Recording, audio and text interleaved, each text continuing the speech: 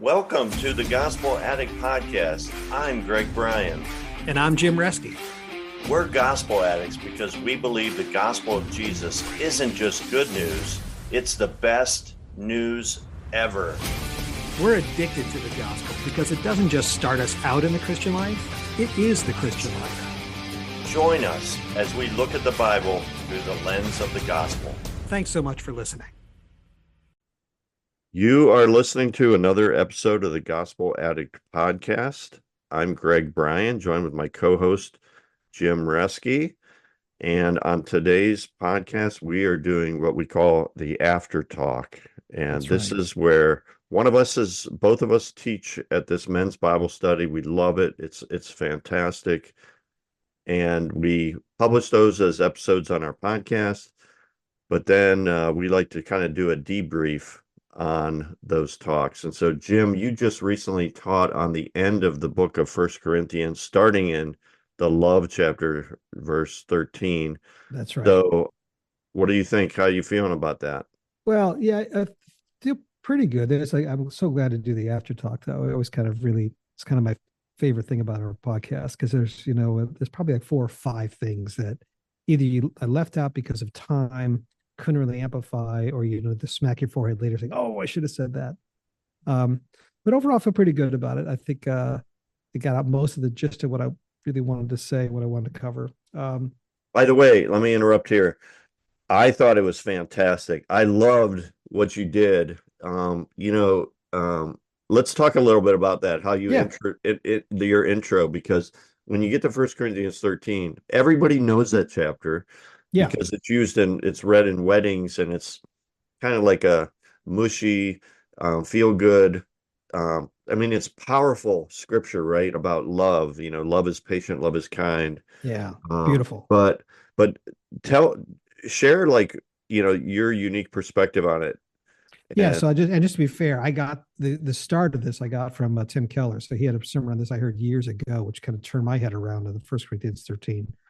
And then I kind of went on Saturday, I went on a riff on that basic idea and kind of all the implications of it. And a bunch of other commentators too, to look at and kind of understand all the deep things he was saying. So I don't want to take credit for the basic idea, but the basic idea is that these are really famous words. People go to weddings and they say, here's the reading for the wedding. Love is patient. Love is kind. Never seeks its own. And never acts unbecomingly, and bears all things, hopes all things, believes all things. It's like so beautiful. It's poetry. And everyone feels really good about it. It's a heartwarming passage. And the real point in context in 1 Corinthians is that it's nothing like that at all. When Paul it's really a horror show, is what I was trying to say. So if you didn't have a chance to listen to the talk, just to kind of reiterate that point, at this point in the book, Paul is just dropping a bomb on them, because this is the big turning point of the book. Remember, the first 12 chapters, he's talking about all the problems in that church, and there were a ton of problems. It's amazing it's even in the Bible. I mean, there are divisions. Yeah, divisions, sexual immorality. Like factions, just problem after problem. Yeah, they had a pecking order of spirituality. They're sizing each other up. There was infighting. There's factions. My faction does this and better than your faction. And it's pretty awful. None of this stuff happens today. No. But that's why the Lord put it there, right? So it's like you could say whatever problems I have, they had that too, right? And it was trying to get a little of the history of Corinth. It was a very ambitious kind of place. It was a trading post, and people went there to make it big. And it wasn't like going to New York City. Yes, and you brought that up. I did, but it made me feel, and I did not use these words, it gives me like an affinity for the people of Corinth, because I kind of know what that feeling of, you're not there to get a life, you're there to make it. And that's what everyone in New York was like. No one is there to, you're not there because it's a great place to settle down with the kids. You're there to make it big. And I was going to break out into Corinth. If I can make it there, I'll make it anywhere or something, but I wasn't sure anyone would care for that. Yeah. So let's go back to this idea about them dropping this, Paul's dropping a bomb, because literally it's so difficult, Jim, for when we read it today to get that sense. But so just again, like emphasize that point. Like when they were reading it, are you saying that they were like shocked, their jaws were dropping? I think so. And I think that's because Paul says, here's for chapters 1 through 12, all these problems you've got, especially the idea that you've set up a spiritual hierarchy, a pecking order of who's a good Christian, who's a bad Christian. I'm more spiritual than you. Um, and Paul uses that epithet. He uses the word spiritual as an epithet, like in one of the chapters. He says, you know, you people think you're so spiritual. He didn't say so. You think you're spiritual. If anyone thinks they're spiritual, you need to listen to what I'm saying. So you're trying to rank yourselves and come up with this Christian pecking order. And then at the end of 12, he uses these words. He says, but I'm going to show you a still more excellent way. And you turn the page, and that starts 13, 14, the last 4 chapters, which are that still more excellent way. And to cut to the chase, I mean, the way they were doing was really trying to say, Jesus started me off in the Christian life, but everything I need to do, I'm doing in the flesh and through my own effort to become a better and better Christian over time, and to show everyone what a great Christian I am over time. That's why they had this drawing attention themselves constantly, this pecking order they had of spirituality and spiritual achievement, accomplishment. And I speak in tongues. Oh yeah, well I prophesy. Oh yeah, well I'm full of faith, and I've got, you know, um, which where there's an audio podcast, but we illustrate as a single line. But well, let's come back to that in a minute. But Paul turns the corner and says, I need to show you a different way, because you're looking at this all wrong. You're just looking at this all wrong. And your perspective on this, the way you're conceptualizing your Christianity, your faith is all wrong. And he's trying to help them to turn the page to, and he's trying to shift their whole paradigm for how they see their faith. He's trying to shift them to a gospel-driven way of sanctification, to understand it's the gospel that changes us. And the love chapter, which is, like we started to say, read at weddings and is very famous and it makes you feel good if you just read it on its own, is a takedown. I mean, it's a smackdown. And this wasn't just Keller. It's a lot of theologians have noticed the way Paul does it and sets it up. He's like pointing back to everything they've been doing, kind of point by point in their church. And they might have kept up for a little while, but that after a while, should have, I think it was intended to, and would have brought them to their knees and say, you're right, I'm not loving it all. So there's a lot to that. And so if you look at the first, and not to recap the whole thing, but if you look at like the first part, when Paul says, he starts off by saying, if I speak with the tongue of men and of angels, but I don't have love, I'm a noisy gong or a clanging cymbal. If I have the gift of prophecy and I know all mysteries and knowledge, but I don't have love, it doesn't mean anything. And this is a little crescendo he's doing about all these accomplishments they're trying to do. So, and trying to outdo each other with. And he's trying to say you could have all these great spiritual accomplishments. You could be at the top of the heap. You could be the top of the Christian pecking order, and miss it completely. You could heart could be in the wrong place, and you could be out in the cold, just missing it. You're at incredible risk of doing that. And he crescendos. So at the end, he talks about, you could give away all your possessions. You could be a Christian martyr and miss it. I mean, and you think of all people, the martyrs at the top of the pecking, but they can miss it. And this kind of brings up one of the first things I think I kind of left out is the notion that, I talked a lot about Corinth, but in our own world today, there's a Christian pecking order. You think about, if you just ask the people, who's a strong Christian? Well, my pastor is, or this missionary. We rank order people in the Christian life, and this person, like, they lead these Bible studies, are so spiritual. And this is the kind of, I think that exactly what Paul's trying to get them away from. You do that, you have this little rank order system for who's a good Christian and bad Christian.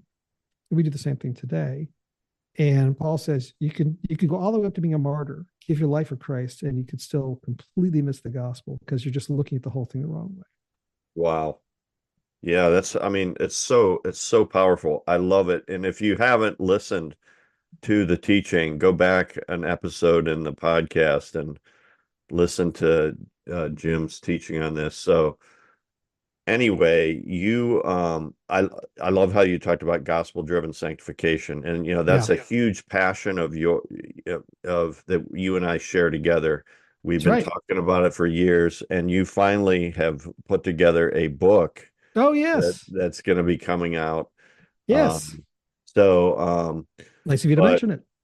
But yeah, like talk about like just briefly talk about the book and like what the main central Yeah, message of the book is.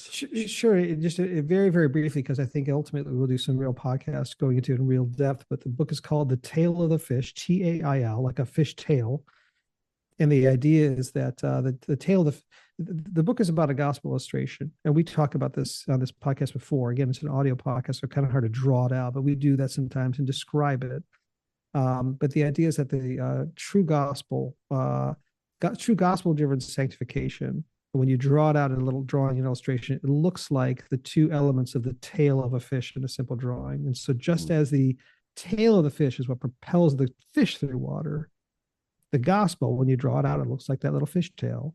The gospel is what propels the Christian through the Christian life. That's the idea. And then the whole thing becomes a lens through which you can really see and understand the gospel. So people will say, I'm going to read the Bible through the lens of the gospel. I want to read the Old Testament through the lens of the gospel. That's all well and good. That's great. And people do that, and they do it verbally in narrative form. But this little drawing is the lens itself. It is the lens through which to see everything: the Old Testament, the New Testament, your own Christian life. It's the way to think about coming to Christ.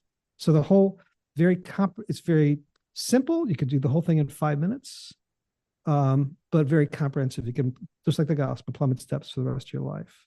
So it's called The Tail of the Fish. It's going to be actually coming out on Amazon Memorial Day, and available for order after May 25th. Yeah, and what's your website again? thetailofthefish.com. So that's up, and it's the order now button isn't live. It won't be live until Memorial Day. Okay, and But tail is TAIL. That's right. Thetailofthefish.com. Thetailofthefish.com. Anyway, super exciting. I hope our listeners, check that out for sure. But this is our passion, man. That's right. Both you and I, we believe in the gospel. We believe the gospel changes lives. We believe the gospel is what brings us it's the key to everything. Everything. It not only brings us to Christ for our salvation, but it's the key to real spiritual change and Yes. transformation. And I think that we also talk a lot about how we don't feel like it's taught well in churches. And, there's great churches out there, and there's great teaching in these churches. But when it comes to sanctification, when people are listening, even if the pastor is, maybe personally, he is living a gospel-driven sanctification life, when he's teaching, people can, what they're hearing, they filter through their grid, which is quite often what you call the single line, which is performance-driven Christianity.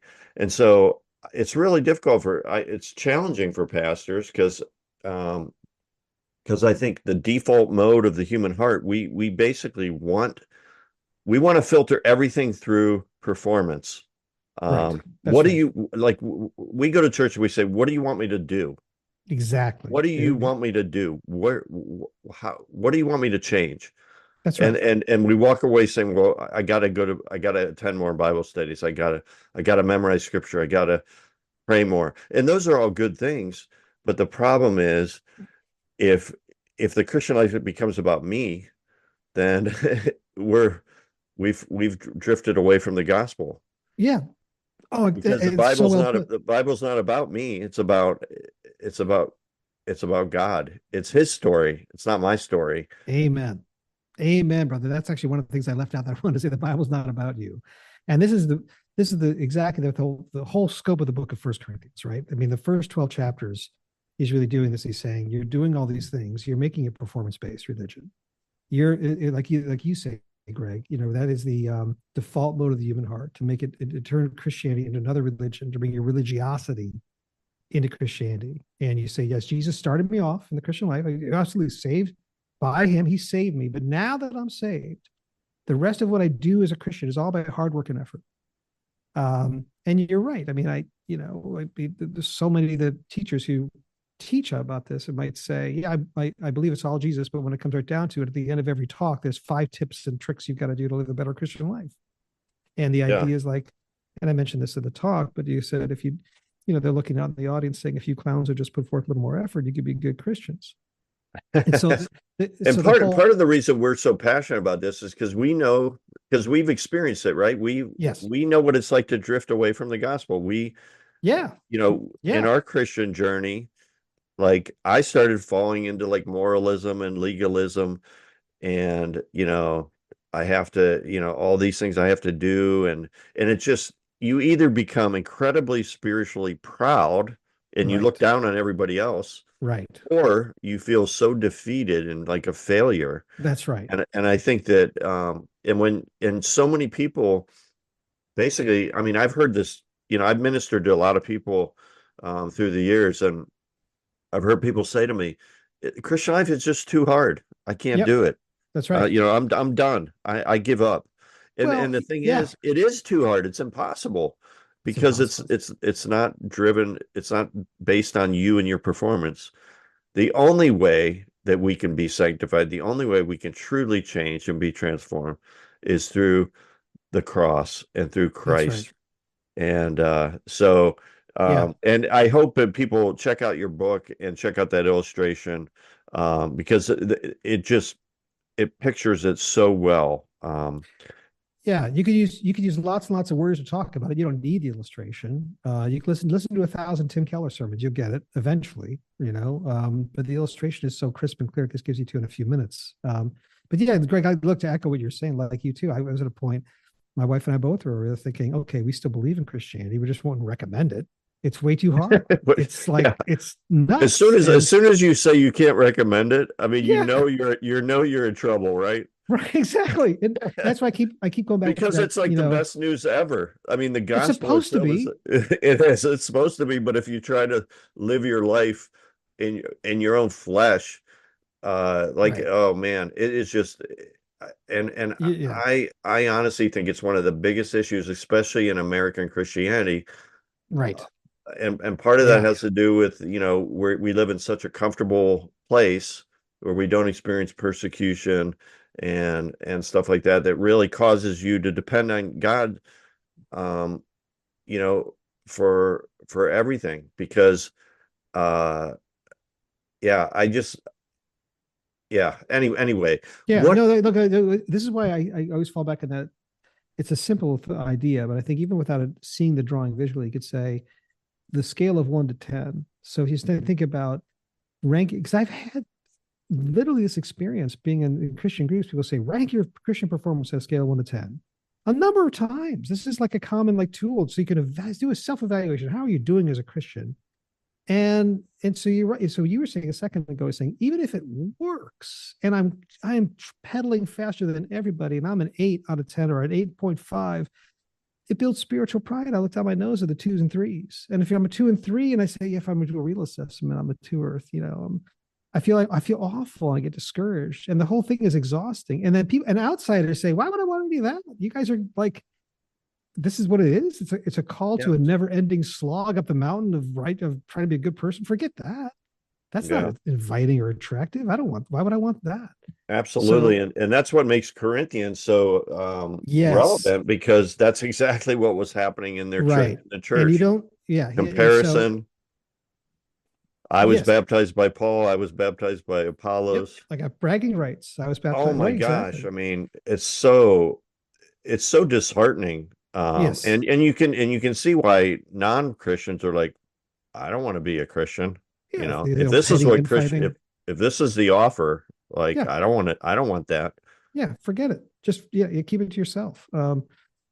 Yeah. So Paul knows if I say you need to be more loving, they'll just take that on as one more thing they got to do, and they'll say, yeah, I'll achieve that as well. And so what he says is, you don't. I'm not telling you you just need to be loving. You need a complete wholesale paradigm shift. You're looking at this the wrong way. You've got to shift from the way you're seeing your Christianity, which is achievement based. You're right now you're thinking Jesus started me off with a Christian life, gospel, you know, grace based justification. But you are thinking that everything else you do is building you, climbing up a ladder towards works based sanctification. It sounds kind of technical, but it just means like a performance based view of your Christian life, that you feel like as I do these things, I'm ranking myself on, I become a 7, then I become an 8, I become a 9, and you're seeing that that's how you're seeing your Christian life, and you're looking at it all wrong. You need to turn the page, not just do more, be more loving. Take you take your prophecy and do it in a loving way. Take your gifts and use them in a loving way. That they would hear that if he just said that, they would have heard that say, "Oh, great, I'm a 7.5, and you're telling me if I do the right thing, if I do it lovingly, I could be an 8.5. I could move up." It's Yeah. like, no, no, no, no. You need to shift your whole way of looking at your Christianity needs to shift. And that's the shift we talk about in the book. You and I talk about here of moving from works-based sanctification to grace-based sanctification, gospel-driven sanctification. In the book, we call it going from single line justification on a simple drawing to the fishtail, to the double lines. In other words, it's not going from being a 2 to an 8 on a 1 to 10 scale. It's realizing I am a 0 and a 10 at the same time. In my flesh, in my works, a complete 0. In God's eyes, a complete 10 at the same time, simultaneously. So that's why the love chapter is such a takedown, because he says, okay, let's talk about this. First, that first section that we talked about a second ago was meant to strike terror to their hearts, saying you could be the best, you could be the top, you could be what you think is a 10 out of 10, a martyr, Yeah. and miss it. They would have said, what? Am I, you're kidding. That's the top. That's the pinnacle. How could you be a martyr and miss it? So it's meant to strike fear in their hearts. Mm-hmm. So they're open to the next paragraph, which says, let's go through what love really is. And the part I left out, Greg, that I wish I could have done, is every standard in the Bible is like this. It's not just love. Every time God says, all the 10 commandments, everything he wants, everything. Be generous. Let me tell you what generosity really means. You want to talk about generosity? Let's talk about what generosity really is. And you realize you might think your generosity is like nothing. And what real generosity is Jesus left his Father's throne above. Let me talk about somebody who had everything and gave it all away for you. You want to talk about the standard of achieving, name it truthfulness, whatever it is, you think it's not just love. Every one of them, the standard for that, you think it's achievable, like it's something you can do. It's a little hill you can climb. Let me tell you, it's like Mount Everest. It's beyond that. It's like like we talked about sometimes. It's not just like jumping from 2 feet in the air, 3 feet in the air. It's like jumping to the moon. Every one of the standards in the Bible, if we talk about it in depth. So now obviously going to really talk about love. That's why it's the takedown. This love is patient, love is kind. Let's go through all these things, and then they would realize I'm not. I might keep up for 1 or 2 for a little bit. He says love is not jealous, and I said I just spent these chapters talking about how you're all jealous of each other. Like it would be really obvious. Like we are none of those things. If that's what real love is, it's hopeless. Right? It is hopeless. You cannot climb this line. Yeah. You can't achieve it in your flesh. You'll never sanctify yourself. I liked how you brought out about the one, love is not easily provoked. Oh yeah. Because I mean, I find that all the time. Like, I'll be talking with my wife, and then all of a sudden she says something, and I'm like, it pokes me. Like, right. I'm like, why? I'm provoked. Like, yes. and I get, and then I'm like, oh my gosh, yeah. Easily provoked. And if you really were overwhelmed with love, you would not be easily provoked. I know. I'm not saying your life doesn't have provocation, because there is things that provoke you. And there are people that intentionally provoke you. I'm just saying, if you were filled with love, you would let it go, and you would be still filled with love for the person. You know what's amazing is just when you think about Jesus, and you think about everything written about Jesus, how perfect he was. Every one of these things, like everything, the way he responded to people, he was never provoked. That's right. Like he handled like all these going deeper into these aspects of love. Yeah. I mean, he was like the most beautiful person. The way he was, anytime he was confronted or misunderstood, wrongly criticized, the way he responds is, and I mean, that's why, he's the key to the Christian life. And the whole point is, and I tried to lay this out in the talk, is you're very active in the Christian life in drawing your heart back to Jesus and what he did. And that's going to overwhelm you when you realize his holy standard for whatever else I'm supposed to be doing is so much higher than I think it is. This holiness is way greater than I thought. That means my flesh is so much worse than I thought. The gap is way wider than I thought it was. And yet he filled that for me. And then my heart's going to respond in real love. And I'm gonna then I can go through things and be provoked. You know, Greg, I was talking before about Keller starting it off, and then I looked at some commentaries. But a couple weeks ago, I think we posted this as a podcast. I went through like Christian meditation techniques. Yes. Remember that, like the Yeah. Lutheran way, the Catholic way, Yeah. and the Navigator way. I use that on this before I give the talk. And one of those techniques is read the whole thing and then slowly, like real slow. What's the word? Like divine reading that Luther called it. Just like really carefully. And what verse leaps off the page to you? What's the Holy Spirit speaking to you? That was the one. Love is not provoked. It's like, and I was meditating on thinking about that. Like, wow, it's not like love doesn't provoke others. It's not, because then it would be a command to follow. Like, how do I, when I'm provoked, dude, what would it look like to really respond in love when you really are provoked? They Right. thrust a crown of thorns. And then I realized only Jesus. They thrust a crown of thorns on his head. Yeah. He wasn't provoked. Right. They're spitting in his face. They're provoking him. It's not like they're not provoked. They are. Yeah. They're hitting him. Right.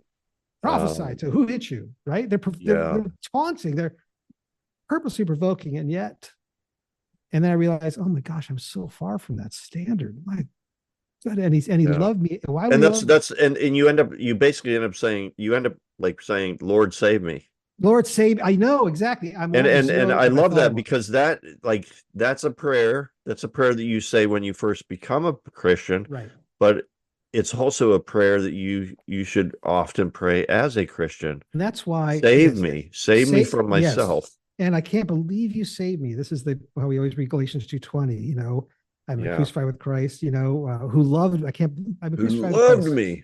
Who loved me? Why would he love me? I can't believe he loved me. And it makes your heart melt. That's it. They change from the inside. And that's why the Corinthians need to go from like performance-based Christianity, which is what they did for the first 12 chapters. He's doing that, readdressing those things. A still more excellent way, turn the page. You need to change to gospel-driven Christianity, gospel-driven, and get Jesus right, get the love of Jesus here. And that's why I want to go to 2 Corinthians. The love of Christ controls us. That verse about I love that verse. Christ. Yeah, I know. I meditated on that verse for many, many years, and I was like, "Is it my love for Christ, or is it His love for me?" What do you think? Oh no, I know it's His love for me. Right. It can't be my love for Christ, because my love for Christ is imperfect. Right. And but I remember like reading that as I meditate on that verse, I'd be like, for Christ's love compels us, or there's versions say it differently. And one version kind of makes it seem like it's our love for Christ. Oh, wow. But I hope not. Oh my gosh, it has to be the other way. It has to be. It can only be. That's who loved me. Who loved me. He's the one who loved me. Yeah. When we were unlovable, when I was unlovable.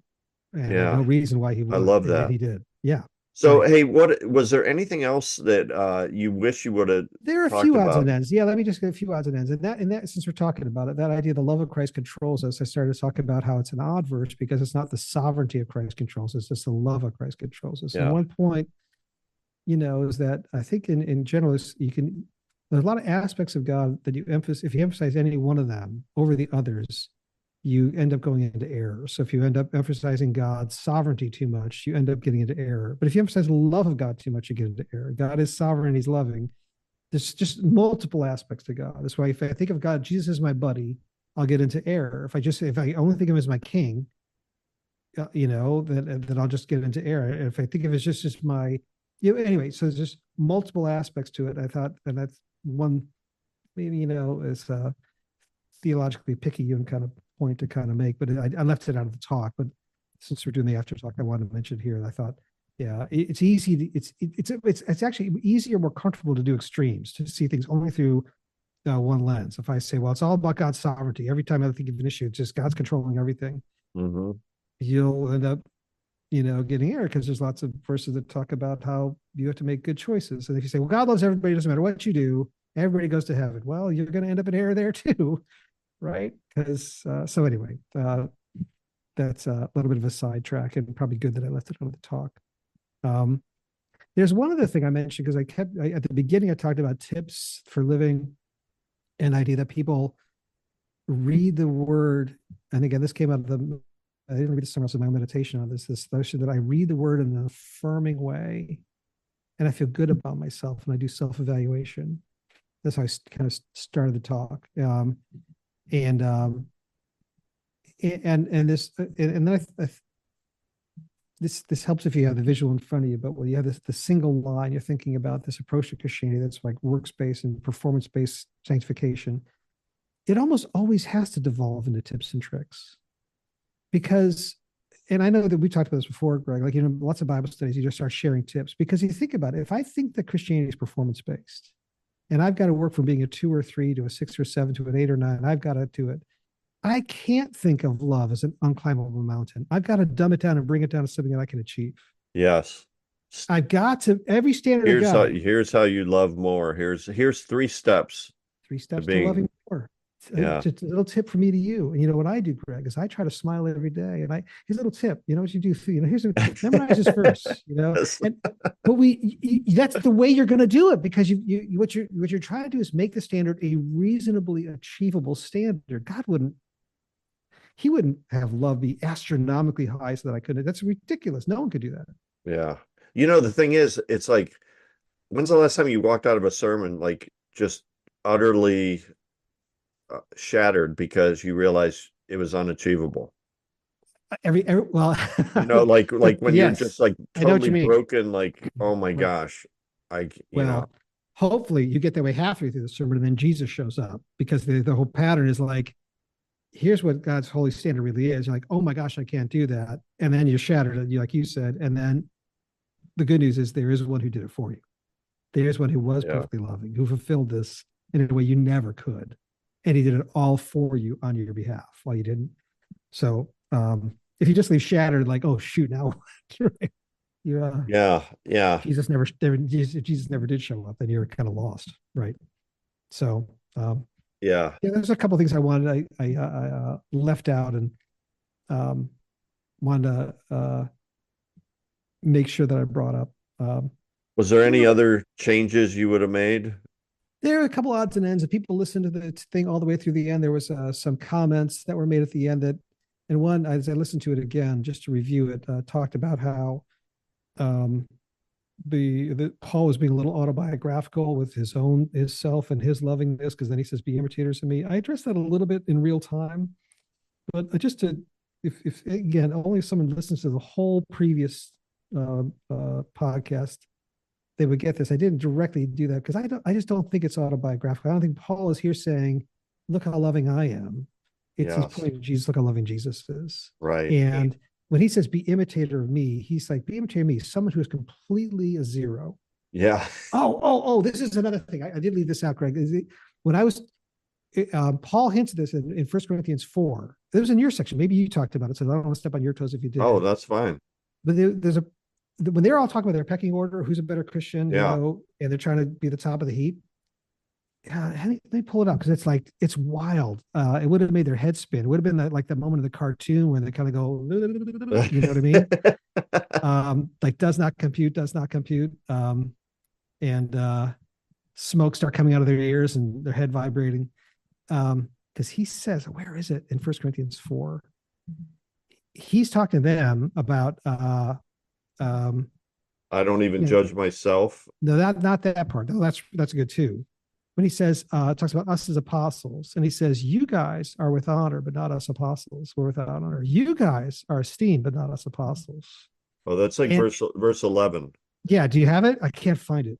Well, verse 10, we are fools for Christ's sake, but you are wise in Christ. Right. We are weak, but you are strong. We are held in honor, or you are held in honor, but we in dispute. You are held in honor, but we in dispute. He's putting himself at the bottom of the line. He's putting him and the apostles. Says, you guys are 8. And then he says, be like me. That's the thing. Basically, put yourself at the bottom of the line. I'm a zero. Zero. I want you to know, when I think, and that's like Romans 7.